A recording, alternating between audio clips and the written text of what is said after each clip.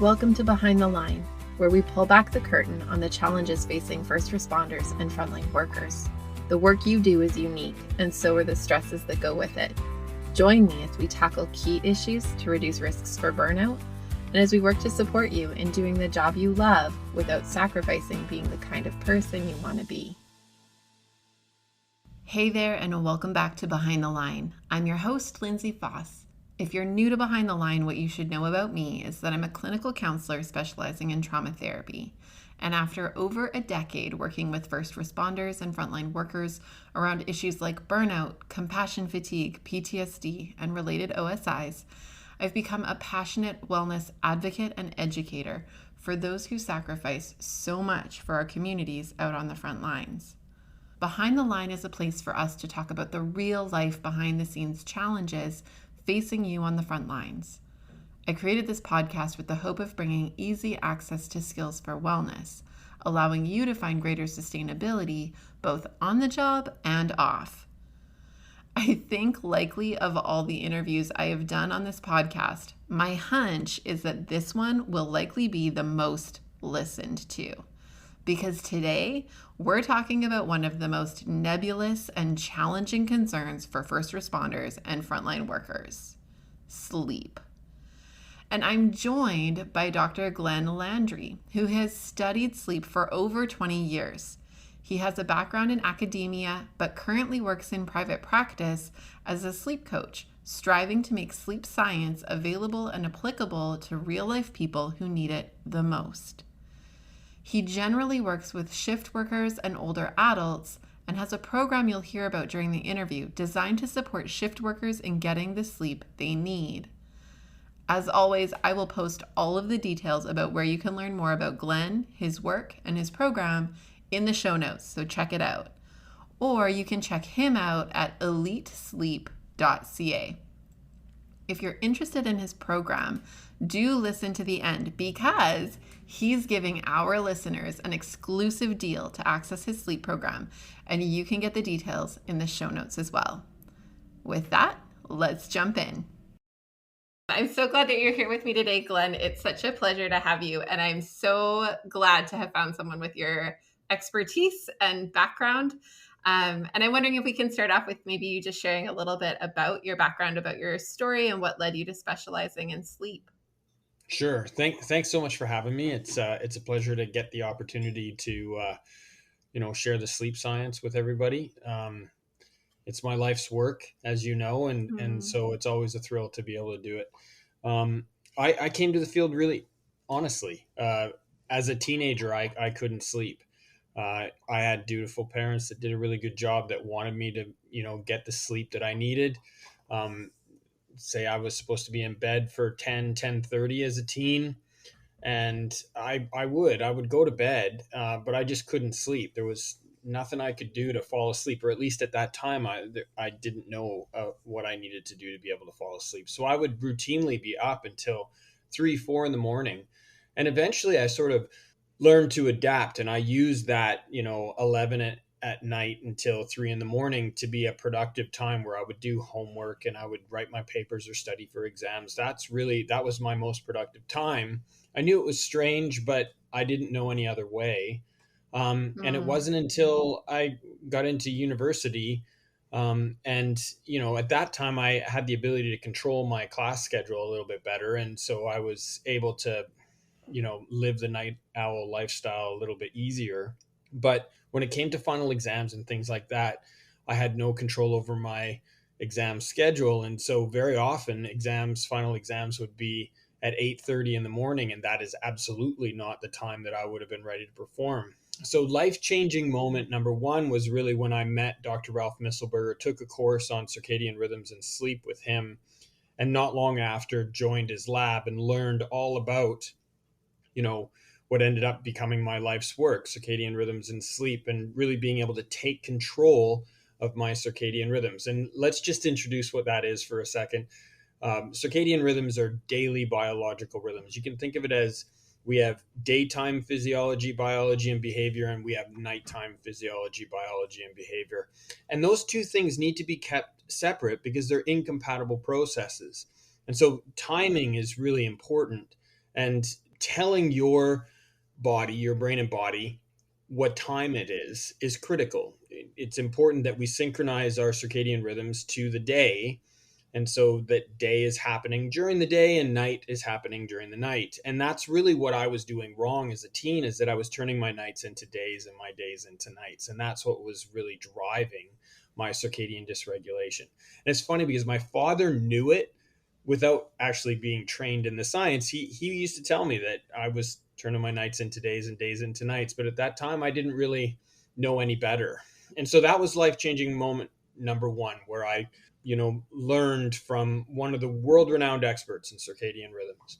And then life-changing moment number two was after I'd finished my undergraduate studies and my honors degree in Ralph's lab.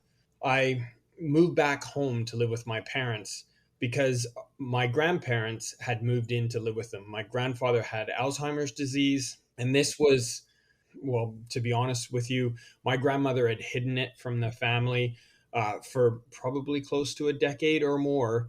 And Wow. she really had borne that burden, that caregiver burden. And it, to be perfectly honest, it's probably what led to her demise. And, Mm. the death certificate says congestive heart failure, but we know that caregiver burden played a huge role in that. And so when I moved back to live with my parents, I worked with my father to care for my grandfather. And one Yeah. of the things that I learned is that sleep is dramatically changed in Alzheimer's disease. And it's profound, the kind of change that not only the individual with Alzheimer's has in their sleep health, but also everyone in the household.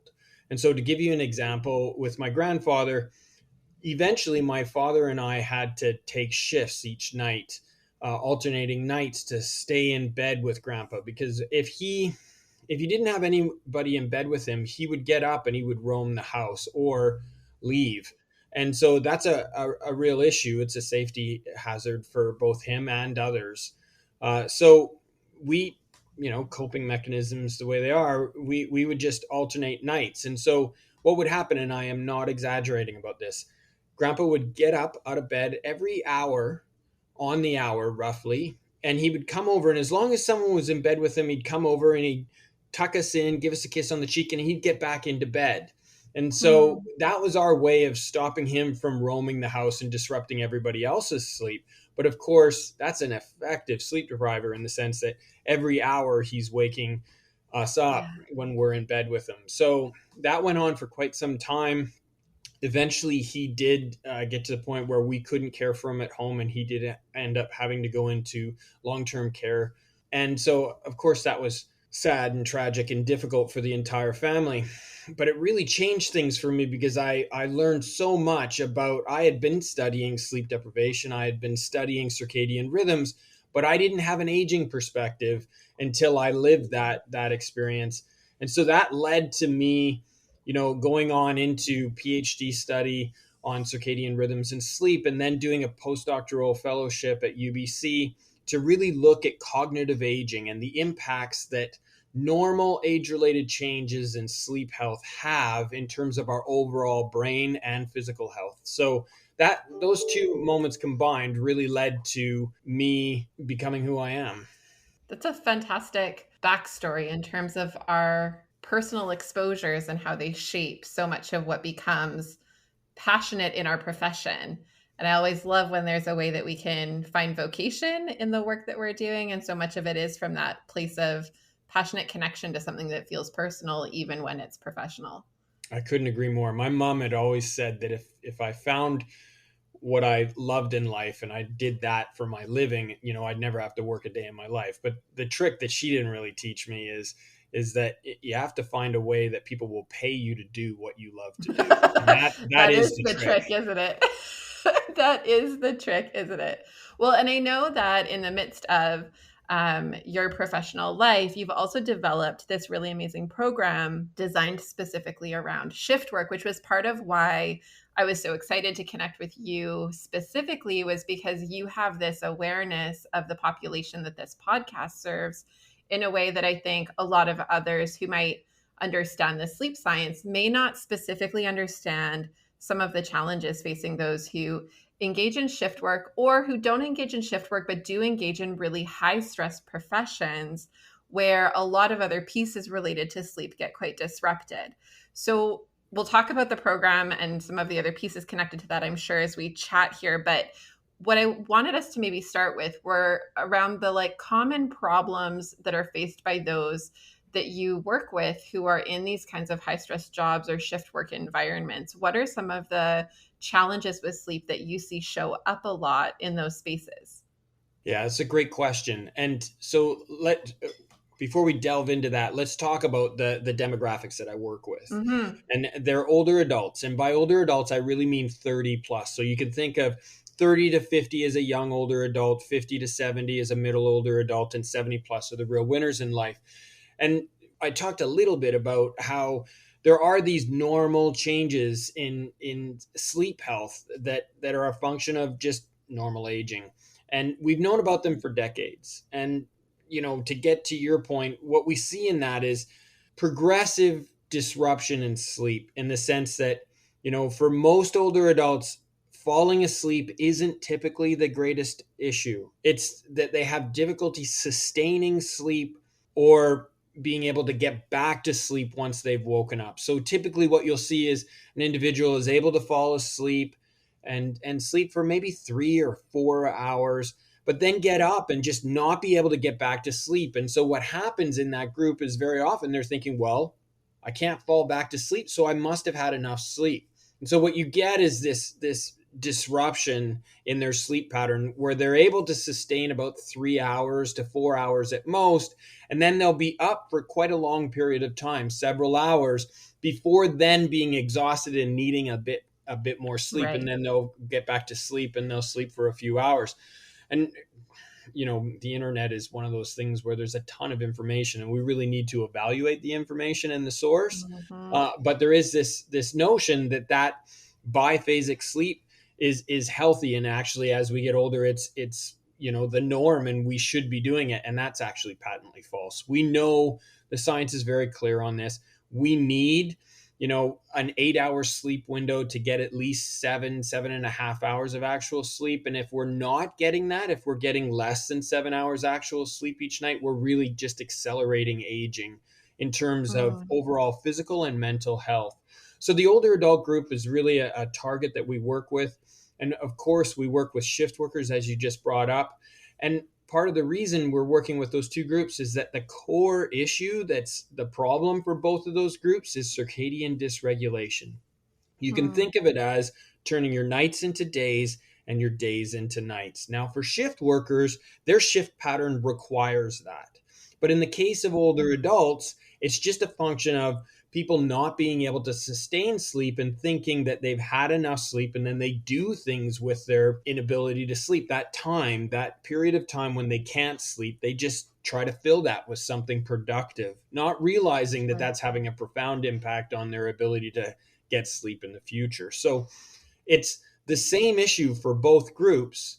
And that's really why we specialize in working with them. And we also work with families with teens and children who have difficulty sleeping. And teenagers, as I just mentioned, I have intimate knowledge of the teen delayed sleep phase onset Yes. disorder. And that's really something that we're not addressing in society at all. And the Mm. final point that I would make is that with the advent of technology and the way that we're using technology in today's life, I would say that we're all shift workers. We Mm. alter our sleep schedule to meet the growing demands of work, family, and social life balance. And so we're constantly changing our sleep schedule to meet whatever the requirements are for that day or week. And that has an impact long Mm. term. And so really, we all need to understand circadian rhythms, and we all need to understand the impact that they have on our sleep health. And if no matter what we've chosen for ourselves, what domain we've chosen to be elite in, if we want to be truly our best selves, if we want to be elite at whatever that is, we need to focus first on becoming elite sleepers, because sleep has an impact on every aspect of human health and performance. I 100,000% agree. And yet I know exactly what people are thinking right now, which is that it feels so out of our own control. Right. So Yes. like I mean, I've experienced aspects of that too. I've had sleep disturbance issues at different times in my life. And when you're in it, you feel like you're at the mercy of whatever is happening.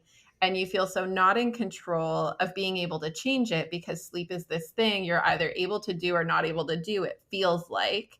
And it feels like you don't have a lot of control over making sleep happen. And I see your smile, and I know you're going to tell me all about how we're going to do this. So I value that. In the midst of it, I think there's also some pieces that I want to make sure we cover kind of the challenges and naming some of those for those who are listening before we carry into how we're going to do this. Because I know that on top of some of the shift work challenges and the remaining asleep challenges, they also have some unique pieces kind of connected to PTSD. There's often issues with nightmares.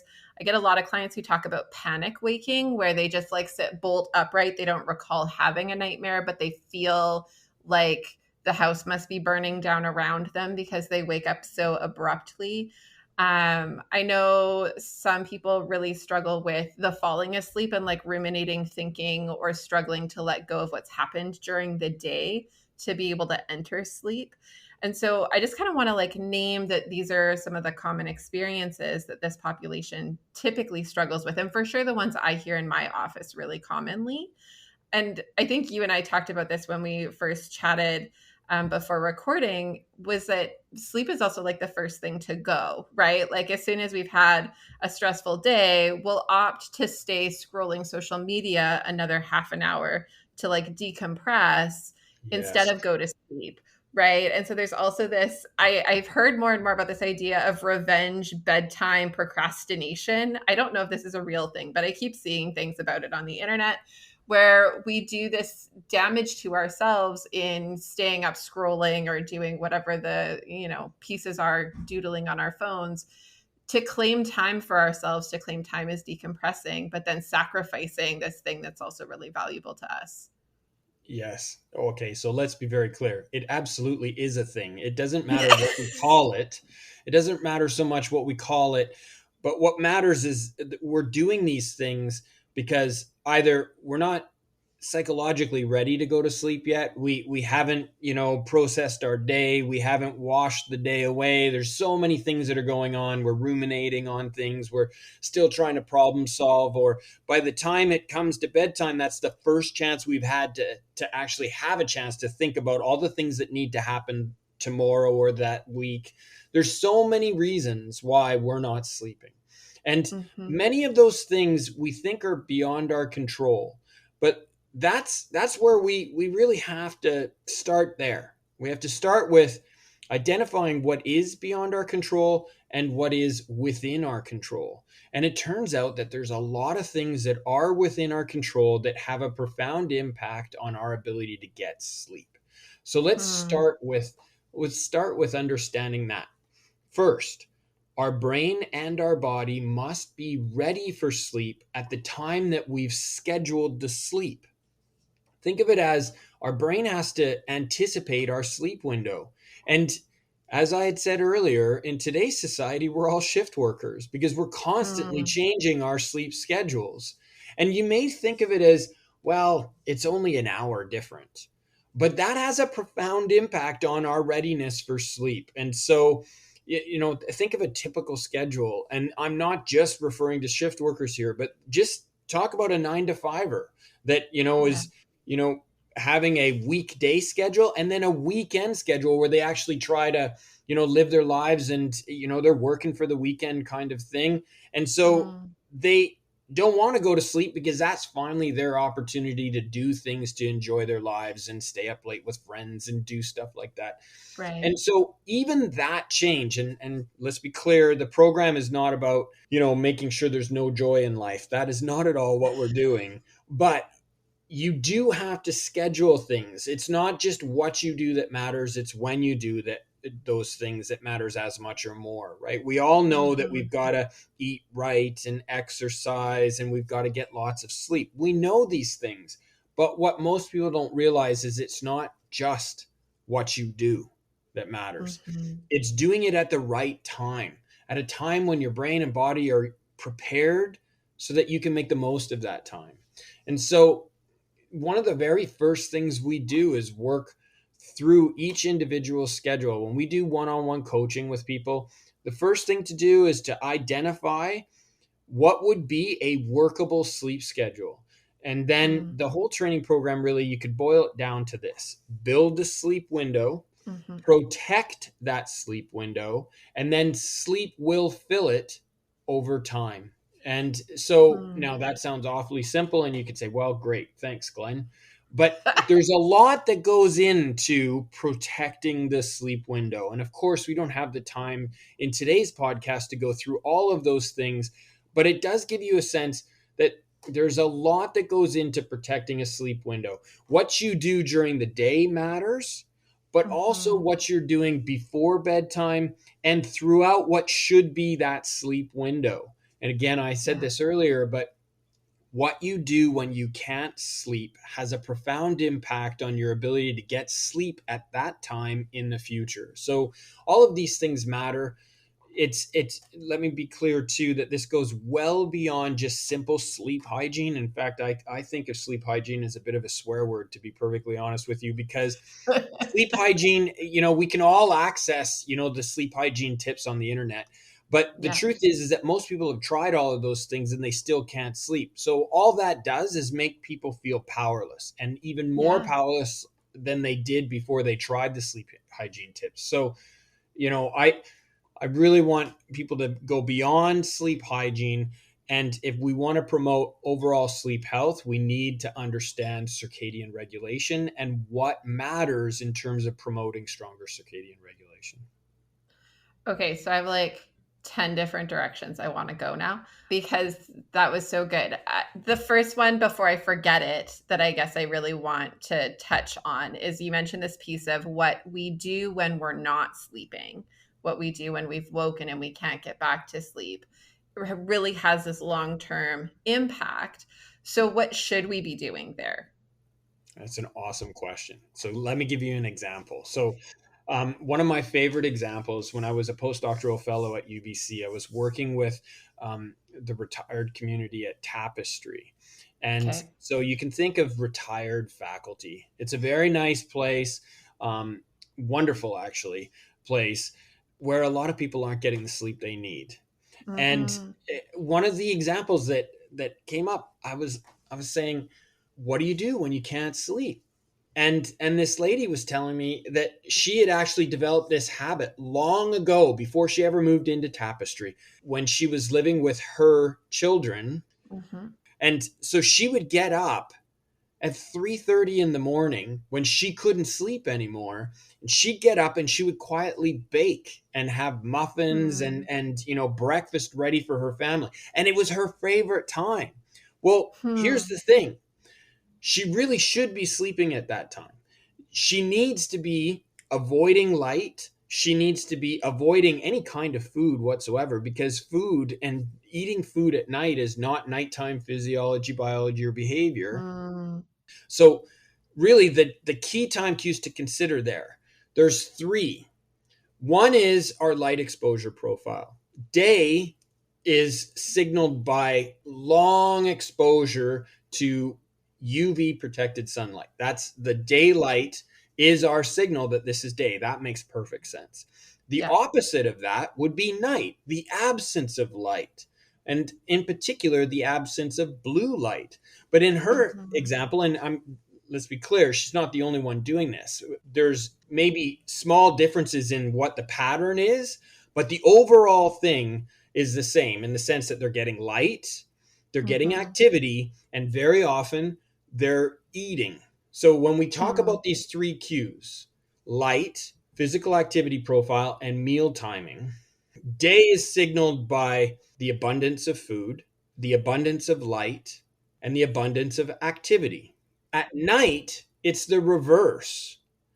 You can think of it as fasting, the absence of food, the absence of light, and the absence of activity. So the key thing to think of for anybody that's trying to protect their sleep, they have to remember those cues, and they have to understand that they must avoid light at night. They must avoid food at night, and they've got to avoid activity. Those are the three Hmm. key things to really focus on. And the truth is, and this is again, sleep hygienists will say that, your bedroom has really two purposes, right? It's for sleep and for sex. And if you're not doing either one of Mhm. those, then you should get out of the bedroom. So if you haven't been able to sleep or fall asleep for 15 minutes or more, you should get out of the bedroom and just do something until you can actually feel sleepy again and then get back into bed.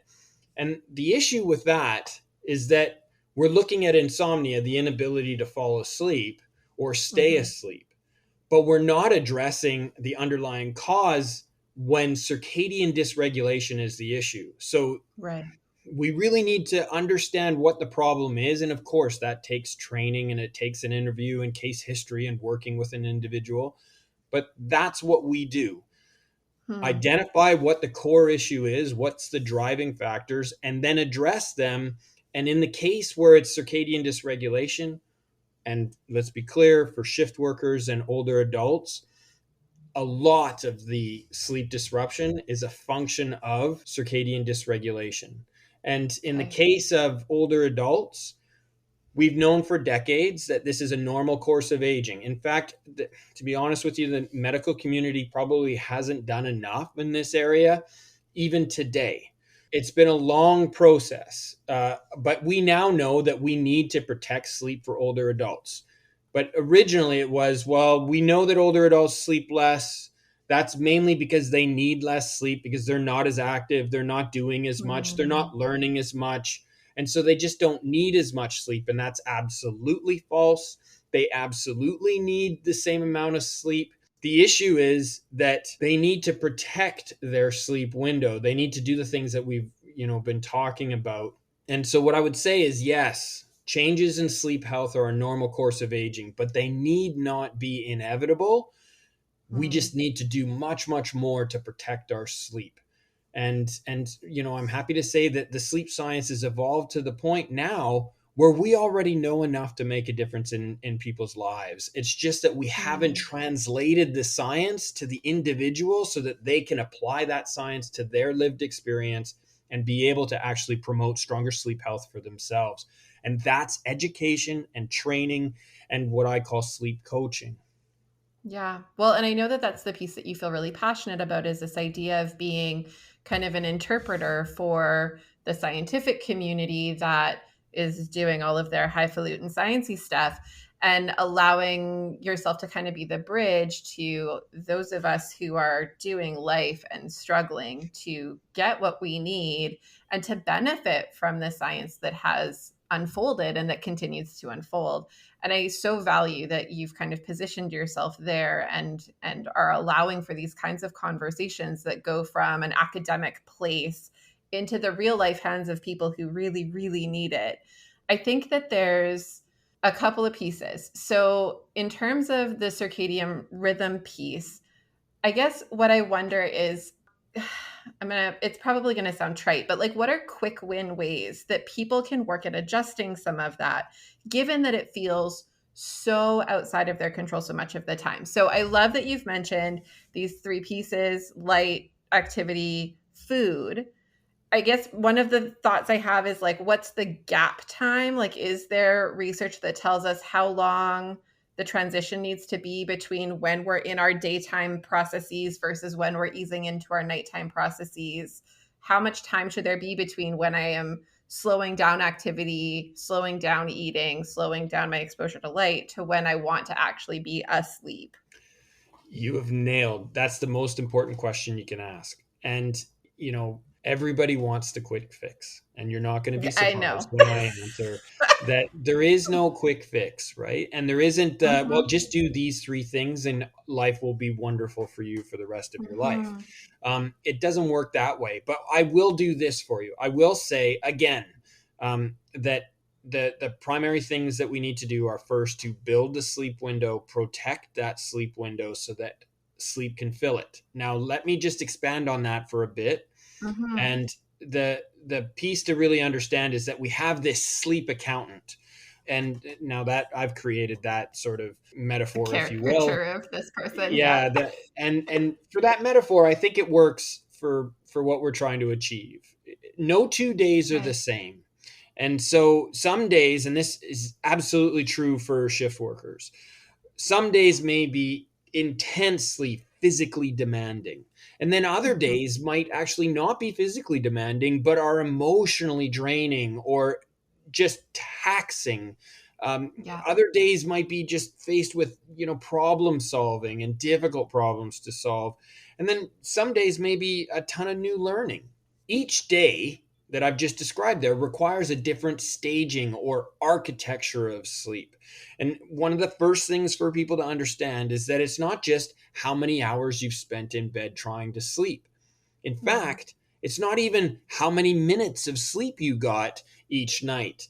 It's the actual sleep architecture. So we have different stages of sleep that we cycle through in our sleep window. In the beginning of that sleep window, we get something called slow wave sleep. This is otherwise known as deep sleep. It's the sleep that washes the brain. And it's really important that we wash our brains in the front half of our sleep window and then use that well washed brain in the back half of the sleep window to consolidate learning and memory, process trauma, all the things that we sort of touched briefly on. And Yeah. so sleep architecture matters. Getting the right stage of sleep at the right time or in the right order is critical. And so we have this sleep accountant, and its Mm-hmm. job is to balance the books each night, to go through and look at our previous sleep wake history to determine what debt we have in terms of different stages, and then consider the day that we just lived through and be able to identify exactly what kind of sleep we need. Now, Okay. evolution has provided us with this, and we have the ability to do that if we Mm. just give our sleep accountant a protected sleep window with which to balance the books. Now, the Okay. problem is that we're doing all of these things during the day that actually results in a handcuffed sleep accountant at night. So, let me give you some Mm. examples. And I realize this is a long answer to your question, but No, there I isn't love a it. Keep simple going. one. There isn't really a simple one. So let me give you an example of things that we do on a daily basis. So caffeine is one of the things that many of us, the vast majority of us, start our day with a cup of coffee. Now that's fine.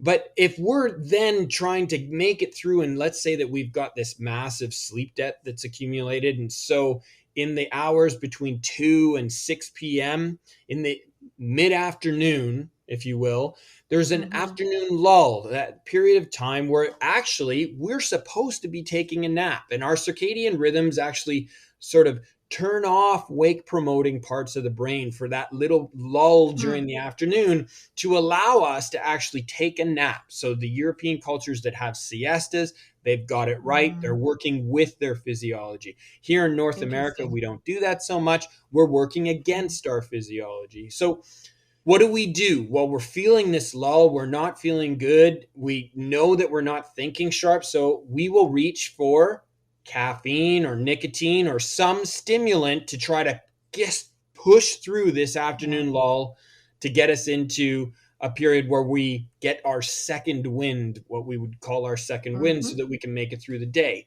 Well, that caffeine or that stimulant that we're using in the mid afternoon is still in our system when we're actually wanting to get to sleep. And so then we're Okay. not able to get to fall asleep, not able to turn our brains off the way we want to. And then we're wondering why we can't. We're exhausted, and yet we wonder why we can't get the sleep that we want to get. Well, we've done things that have actually handcuffed the sleep accountant. Another Mm. example is alcohol.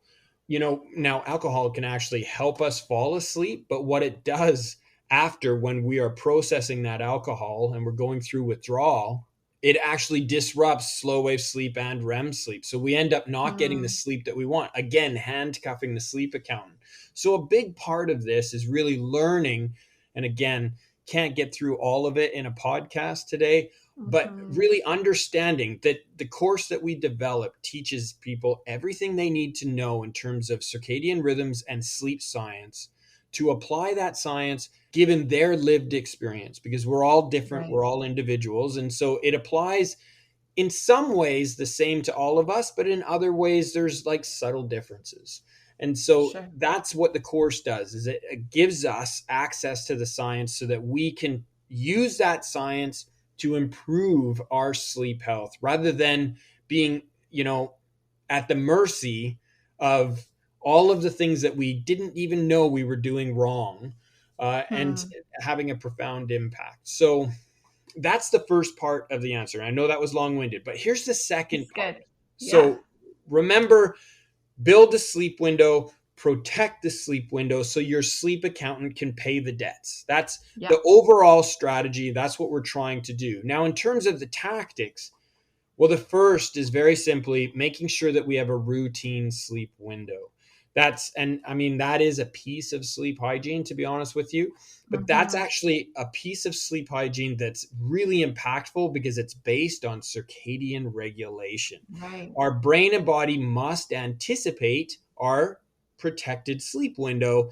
And Yes. if we are very routine about it, our brain and body can anticipate that and prepare for sleep in advance of it. And so Hmm. then when we give that window, the sleep accountant knew it was coming, and the sleep accountant is ready to balance the books and it can make the most Hmm. of that sleep window.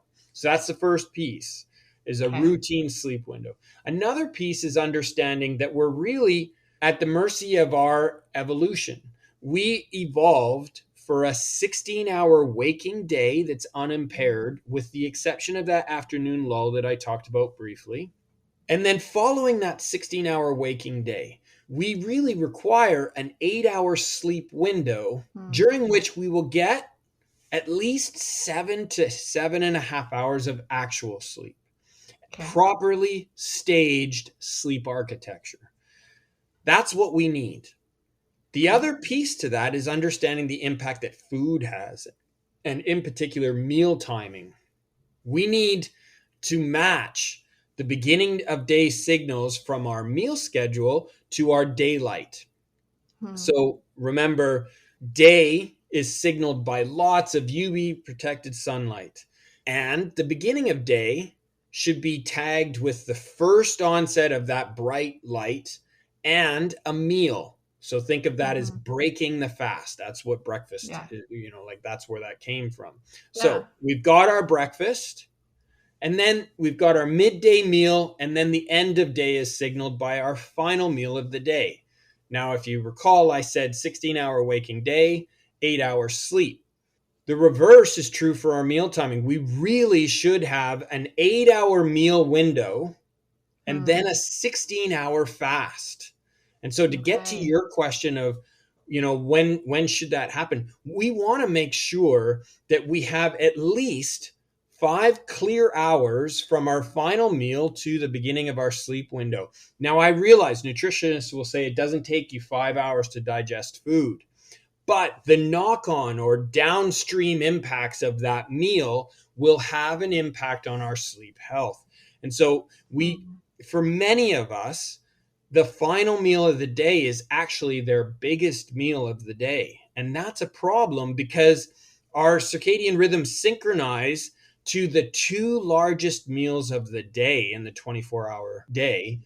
And so, what can happen for a lot of us is that we're getting sunlight to start our day, but our beginning of day, in terms of the largest meals of the day, is actually butted right up against our bedtime.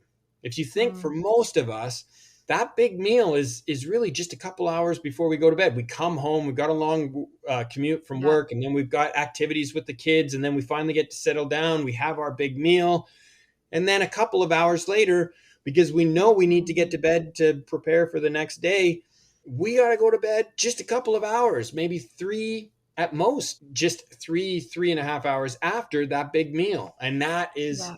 profoundly unhealthy. Hmm. You're also killing the nighttime snacker in me. Yes. So let's talk about that. It's an awesome point. I very often get this with my coaching clients. They'll say, well, Glenn, I can't, I eat because I'm hungry before bed. And if I don't eat, I'm actually not going to be able to sleep. And that's a conversation we need to change. That's Hmm. it's part of our culture now, where we have this Yeah. late meal. And the truth is that for many of us, we're misinterpreting a physiological signal.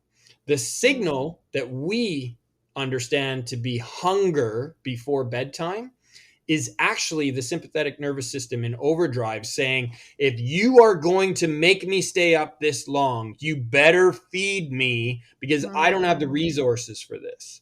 And the truth Okay. is what it really means is we're tired. We should be going to Mm. sleep. That hunger signal is our body saying it's time for bed.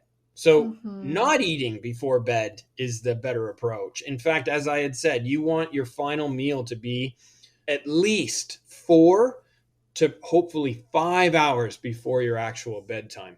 And so, and for the parents out there that are listening to this, if your child is saying before they go to bed, if your child is saying, I'm hungry, and your habit has been to feed them before bed, I want you to understand the unintended consequence of that.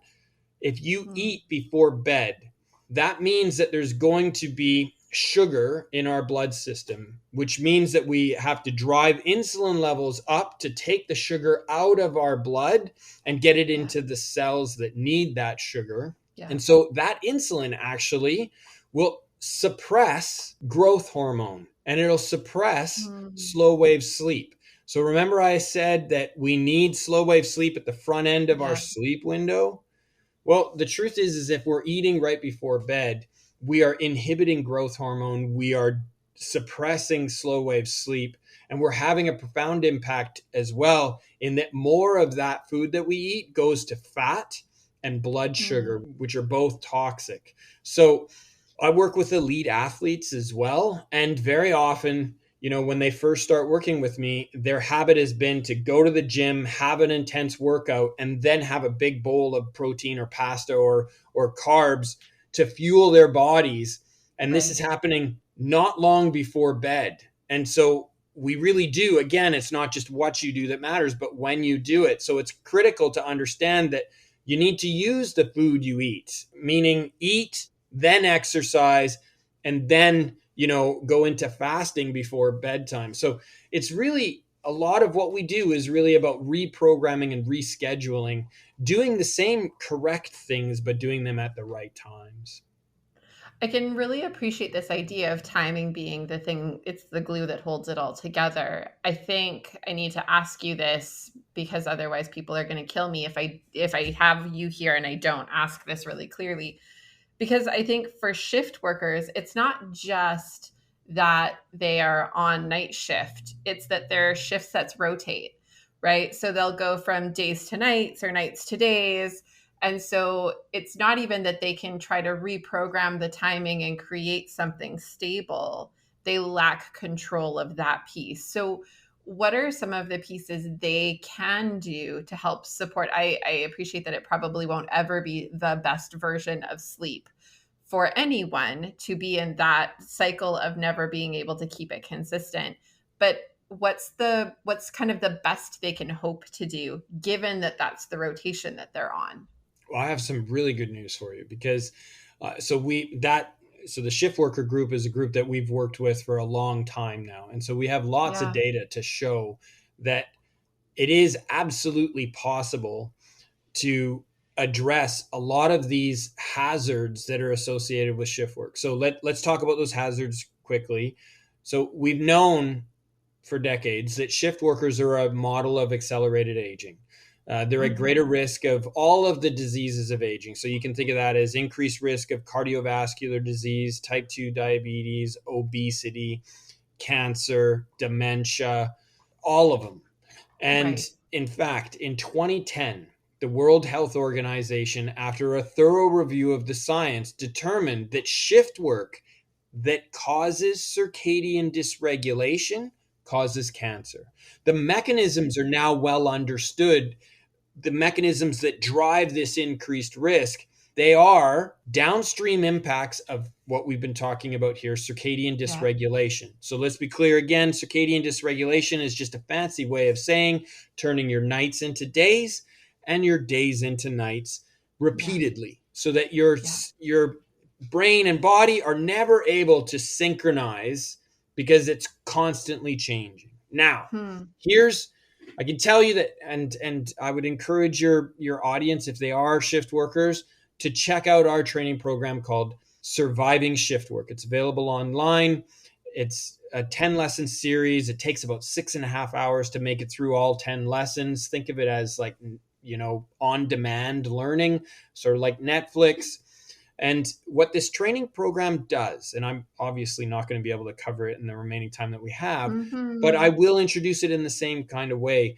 What we're doing is we are taking the circadian shift out of shift work. So you're still working days and nights and rotating schedule, Yes. but what you're doing is you're learning all of the important strategies and tools and tips and tactics to actually anchor your circadian rhythms to the day while still working on this shift system.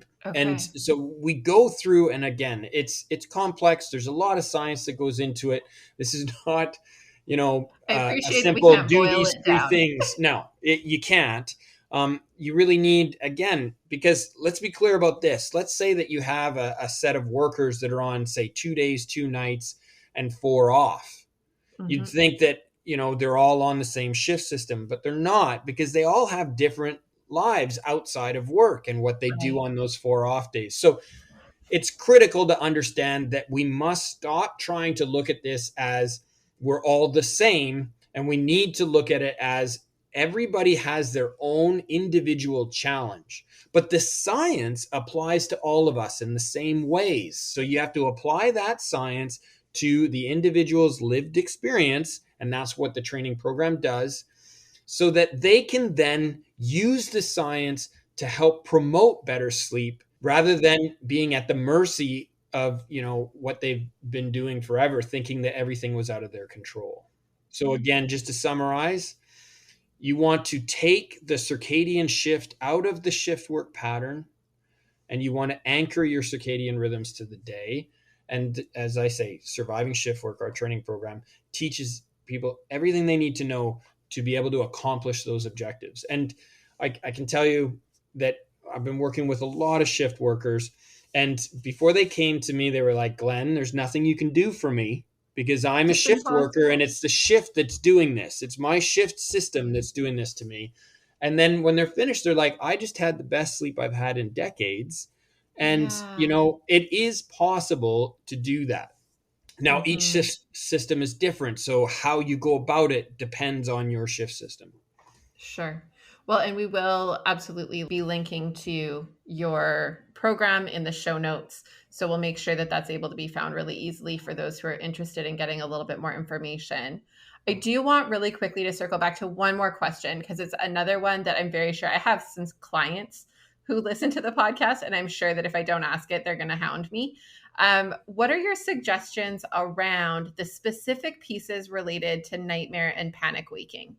What do you do when that's the piece? Like, I have so many clients because I specialize in trauma. I get almost entirely PTSD cases. And so I have so many clients where I can help support the processing of the pieces, but the feeling of powerlessness in that moment where they wake and where they're so fearful, their body is so dysregulated that falling back to sleep feels terrifying. Right. What do you do to work with that? What are your suggestions there? Yeah, that's again, Lindsay, very important point. So let's take that one step further to the point where you have somebody that, is experiencing post-traumatic stress injury, and they get to the point where they're absolutely terrified about the prospect of sleep. So I've worked with these Yes, individuals. And so they don't absolutely. want to go to sleep. They know they need sleep, but they don't want to go to sleep because Yeah, they just know they're going to have these recurring nightmares, right? right. Reliving the trauma that put them in the place that they are already in. So Totally. so let's start with, that worst case scenario and sort of work through what's going on. I'm happy to say that the science is evolving on this front, and we're now beginning to have a much better understanding of what's going on with that. And so I have another metaphor for you. And that Hmm. metaphor is really just the virus scan of a computer. Like, let's Okay. say that we've got this computer, and each night it needs to run a virus scan so that when we get back to work in the morning to start our day, we've got a clean computer. And Yes. so in the same way, remember we talked about stages of sleep. And in fact, we did touch briefly on REM sleep, rapid eye movement sleep, which is a dream state of sleep. And it plays a huge role in consolidation of learning and memory, but also plays a role in processing the day and processing the trauma of that day. So think of this as a new learning event, and new learning is tagged very often and more impactful when it's tagged with an emotion. So powerfully happy emotions will be memories that are strong, and think of it as, man, that was really good, got to do that again. Yeah. Well, the opposite can happen when something traumatic happens and we're like, oh, that was awful. I never want to go through that again. That's a learning event. But the thing is that if we then go through life and something happens that reminds us of that really traumatic event, then it can cause us to have all of the sympathetic nervous system overdrive that's associated with it, the fight or flight response. So even though it isn't the same thing, it's a trigger that Yeah. makes us remember and takes us through all of that emotion and anxiousness and just the fight or flight. Physiological reaction. Yeah. Yeah, the physiological reaction. Thank you. So, what REM does, if everything's working well and we've got properly staged sleep architecture, then what happens is in the process of going through our REM sleep, it actually removes the negative emotion for that learning event. So, think of it as disconnecting the tag, taking it away. So then we can learn from that event without actually having to go through all of the physiological response again. Now, in PTSI, when we have recurring nightmares, if we're not getting REM sleep properly staged, where the sleep accountant's able to process that trauma, if it gets paused in some way or we're not getting the sleep we need, then it will do this thing where it loops in the same way that a virus scan that doesn't get to complete will continue trying to do the virus scan until it can Gotcha. complete it. That Okay. I mean, the metaphor isn't perfect, but that's kind of what we're looking at here, where it's critical that we address sleep health in PTSI so that the toolkit that we have as mental health practitioners to address depression, anxiety, and all of the factors that are associated with PTSI, if we address sleep at the same time that we're using this toolkit, we will have a more powerful toolkit. That's really the lesson to understand. I work with mental health practitioners, and they know that their clients aren't getting the maximum value of their toolkit because they just can't sleep. It's like, Glenn, we need you to help this person sleep, and we do this. We need you to help this person sleep while we're going through therapy and treatment Yep. so that we work together. So that's really what CRS is all about, working with mental health practitioners to help address circadian dysregulation and other sleep impacts on health, Yeah. and really be able to maximize the tools that we have at our disposal. That's awesome. I I'm gonna kind of ask it one more time because I'm curious if there's like, I guess I really want there to be really specific suggestions or, I know we don't have quick fixes for so many things, but I really wish we did. So I'm gonna keep pushing until I find one. The piece around nightmares and this idea that we want to try to protect the sleep time, the sleep window, when it's disrupted for us and we feel not in control of that disruption because it does show up in this physiological reaction that we feel really not in control of. And when now this environment that's meant to be my calm, safe sleep environment also feels kind of tainted by this experience. Are there like typical practices that you encourage people to try in that moment where they've woken that help them settle back in? Or is it just a very personal figuring it out for each individual? It is a very personal thing that you have to I figure out hate for that each that's your individual. answer. Yeah. And so let me be clear, because I wish it weren't. But the truth is, and this is what we do when we work with our clients, we use subjective data as well as Hmm. objective data on their sleep health. We use Hmm. the Fitbit to get some objective measurement of the sleep architecture. And then really there's an in-depth case history that happens where we're looking at all of the factors. If you could tell me precisely why they're being kicked out of REM sleep, or if you could tell me precisely why they're unable to get deep sleep, then I'd be able to give you the quick fix. But until we do the in-depth analysis of the individual's sleep health account, if you will, and get an understanding of that sleep health status, I can't tell you what the intervention is. Like, I'm not kidding when I tell you that our intervention is individual. So what we do is we've streamlined it as much as we possibly can. We've got what used to be an 18-hour course, and we've got it down to 6.5 hours. And those 6.5 hours are packed with the information we know we need to communicate in order to sustain improvement in sleep health over time. We can get someone to try to improve their sleep, but without those 6.5 hours, it doesn't last. And so that's the first thing, is that in those 6.5 hours, they get trained up, and think of it as learning a language.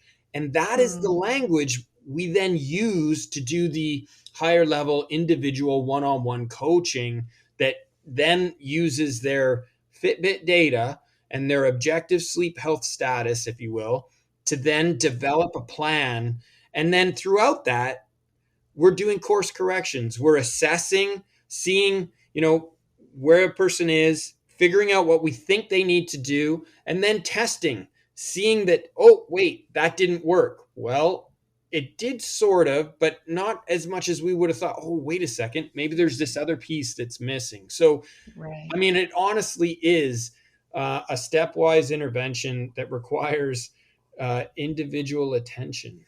Now, I'm talking about individuals with, say, shift work or PTSI, or individuals that are on a return to work plan. Not everyone needs the in-depth individual sleep coaching. Most are able to benefit from just taking that course, Surviving Shift Work. And remember, we're all shift workers, so it applies to all of us. This is circadian rhythms and sleep science that applies to all of us. But taking that and then going from there, if they need the additional level of coaching, we're available to people. Cool. Okay. Well, and that's helpful to know. And I certainly will provide links in the show notes to both the program as well as to your overarching website where people can get in touch with you. Are there any other kind of final thoughts before we wrap up? I know our time is running short. So just kind of one last check-in. Is there anything else that you would kind of want people to know or feel is maybe lost in translation between academia and real life people that would be helpful to translate? There's two things. So the first thing is that I want to address the people in your audience that are thinking to themselves, Glenn, I know sleep's important, but I'm too busy. I will sleep when I'm dead. I want those individuals to understand that what you're doing when you are sleep depriving yourself in these young, productive years that you're thinking of, well, number one, you're not as productive as you think you are, because sleep has an impact on every aspect of human health and performance. So there's going to be deficits that you're unaware of.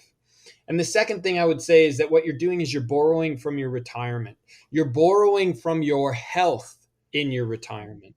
So that when you're sleep depriving yourself right now, and let's be clear, the average individual, based on epidemiological studies and Fitbit data, aggregate data over millions of users around the world, one of the things, a key trend that we see is that we're getting less and less sleep on a nightly basis than at any other time in our history. So most of us are getting somewhere in the neighborhood of 6 to 6.5 hours of actual sleep each night.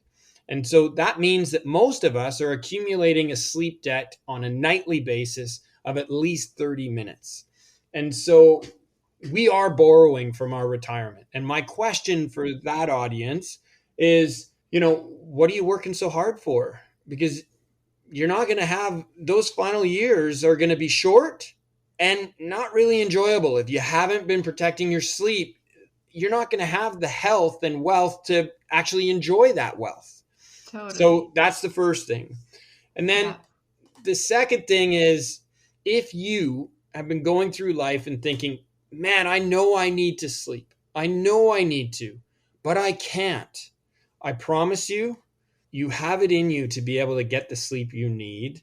It's just that you haven't been doing things the way you need to do. So again, I'll summarize by saying, build a sleep window, protect the sleep window, let your sleep accountant fill that sleep window with the sleep you need.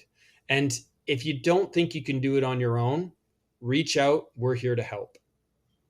That's awesome. Thank you so much, Glenn, for your time today. I really, really appreciate it. And I've really enjoyed chatting with you. I always find it so enjoyable to connect with other people who feel passionate about what they're doing in ways that direct towards helping people who really need it. So thank you for transitioning from academia to be this bridge, because I think we need more of you in the world. Thank you so much, Lindsay. It's a great pleasure. As you know, this is my life's work, and I think, I'm passionate about it, and I think that does come across so people know it. Um, I can't thank you enough for the opportunity. I will say this too. We will provide a 40% discount for your audience. So let's work out those details. And so you'll get a coupon code specific to you so that everybody can access this. Because our real objective is to get this science out to as many people as possible, as quickly as possible. Thank you to Glenn for sharing his time and his life's work with us today. I so value the experts who have carved out time to speak to these topics that are close to their hearts and helpful for those working on the front lines. Also, a big thank you to Glenn for his generosity in making his program available to us at a reduced cost. I hope those of you struggling with sleep will use this chance to take a look and invest in this for yourselves. If you want to check out Glenn's work and program, go to elitesleep.ca or find links to everything in our show notes, along with the coupon code to access his program at 40% off. As always, please reach out and connect if you have any questions or feedback. I love hearing from you and shaping this podcast to echo your needs and interests. If you have feedback you would like me to share with my guest today, connect with me and I'll pass it along. You can find me on Facebook and Instagram at Lindsay A. Faas, or you can email me at support@thrive-life.ca. Please keep sharing this resource with those you know and help us spread access to frontline wellness like wildfire.